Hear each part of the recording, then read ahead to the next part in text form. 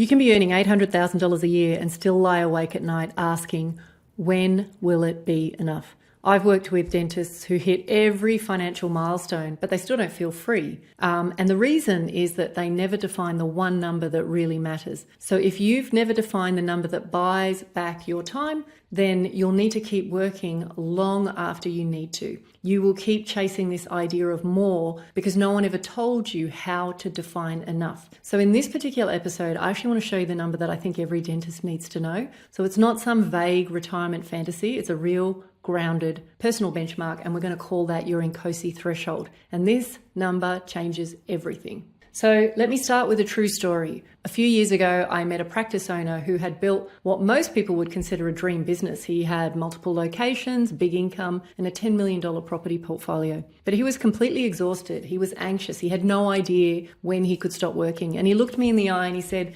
"Salena, I just need to know, when is it enough?" He didn't actually need more money. What he needed was permission, that permission to stop. But the truth of the matter is no one could give it to him because he didn't actually know what the finish line looked like. And this is way more common than you think. High income doesn't equal financial peace. I'm sure some of you guys know that. Wealth doesn't automatically bring you freedom. And the missing link is clarity. So let me explain that the problems are you're earning more than ever, but maybe you feel no closer to freedom. You don't know whether you can even slow down because there's no absolute target. Your investments, maybe they're not producing enough income. And so you're rich on paper, but you're starved of cash flow. And to solve that problem, maybe you're jumping headlong into the wrong deals. And the big fear that's on the minds of lots of dentists is that you'll keep working harder year after year only to realize that you didn't need to. But if you do get this right, then you can get clear on the number and see progress towards it. You can actually start thinking about how you're going to stop trading time for money and think of life outside dentistry. You can start feeling confident about when you can step back without regret. So that ultimately what we all want is to live life on your terms, funded by assets that you built. Now, this isn't about early retirement. It's about early control. And if you never quite define your number, you live in quiet fear that you're building the wrong thing,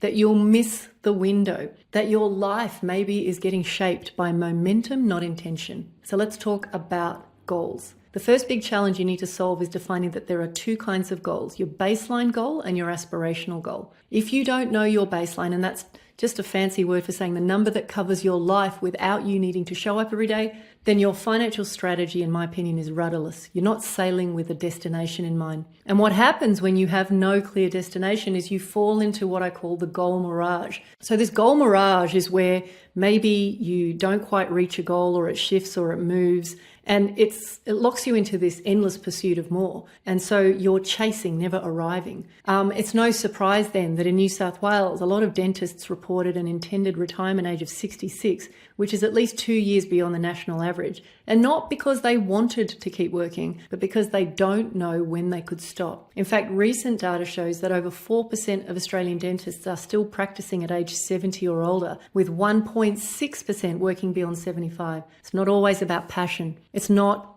because they want to keep working. It's about having no finish line. So beyond your baseline goal then sits what I call your aspirational goal. And that can be your big, hairy, audacious dream goal, but it's not what you hang the first part of your wealth plan on. So let's talk about what I think should be your North Star in wealth building, something I call your Inkosi. So Inkosi is a Zulu word meaning tribal leader. And in my world, we use it to describe the baseline living goal funded entirely by passive income. It's the number that says, from this point forward, my life could be funded by assets, not effort. So it's not a guessing game. We calculate it based on your current lifestyle. So let me think about this. What does it cost to live well? Not extravagantly, not austerely, just well. You need to work this out. So let's say a dentist is working in the practice earning, say, $400,000, but the cost to run their life comfortably is $180,000. That becomes their Inkosi. And what we track from there on is the percentage of goal achieved. And that's what dentists need each year to live in their chosen lifestyle without needing to work. So then the next question is, how close are you to funding that number? I've built this super cool calculator. It took me a while, but it measures it for you. It compares where you are now to where you want to be. So if you're generating 85,000 in passive income and you need 180, you're at 47%. And then that gap becomes your compass for driving strategy. Because once you know your gap, you know where you are right now, you can see how implementing different strategies might alter your timeline to achieving this. The fundamental misunderstanding that I think most dentists have is that they are building businesses that generate income rather than building wealth. So income is earned, wealth is owned, and income does disappear the minute you stop working. Wealth keeps paying you long after you're done. So maybe think about it like this. You could earn $1 million a year and still be broke at 60 if you've got no income producing assets. Or you could be earning $180,000 a year passively and be financially free. So the average dental income is somewhere between $175 and $195, but most of those dentists still feel financially insecure. That's because high income without a wealth engine behind it is just a treadmill. So the mindset shift that I'm really driving at here is you've got to move from chasing income to constructing a machine that funds your life. So something really powerful actually happens when you name that number. First of all, you stop comparing. You start thinking about proactively designing. You stop feeling behind and you start feeling much more in control. And if you ask yourself, well, why? It's because you're no longer playing someone else's game. Too many dentists fall into what Naval Ravikant calls the status game, where wealth is measured by how busy you are, how many chairs you run, how big your practice is.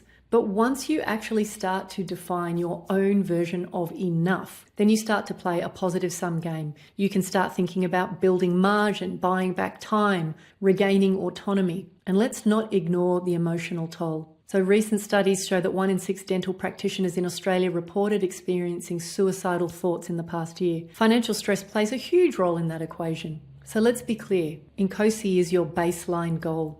It's what replaces your living expenses, not your sky-high lifestyle dreams. It funds the life that you need. May not be what you want, but once you hit it, something big shifts. You now have the space to build towards an aspirational goal. Whether that's you want to be more philanthropic, you've got a bigger lifestyle vision, or maybe some legacy planning. But the real progression is this. Establish your baseline or your Inkosi, figure out how to bridge the gap and build towards your bigger vision. But none of it starts unless you name your number. We call people pursuing their Inkosi freedom warriors. We use the investment diagnostic tool to give dentists a brutally clear picture. It will show you your current passive income. It will show you your Inkosi threshold, your current progress in percentage terms, your gap in dollar terms. And then it will show you what happens if you keep doing what you're doing, if nothing changes. How long will it take you to reach freedom? And then it shows you what's possible if you just shift a small percentage of your assets into, say, alternative income generating investments. How does the timeline shrink? So for example, in my own journey, changing the way I approach my strategy literally shaved 20 years off my timeline to financial independence. So look, let me be really clear. This isn't a silver bullet. It's a sober lens.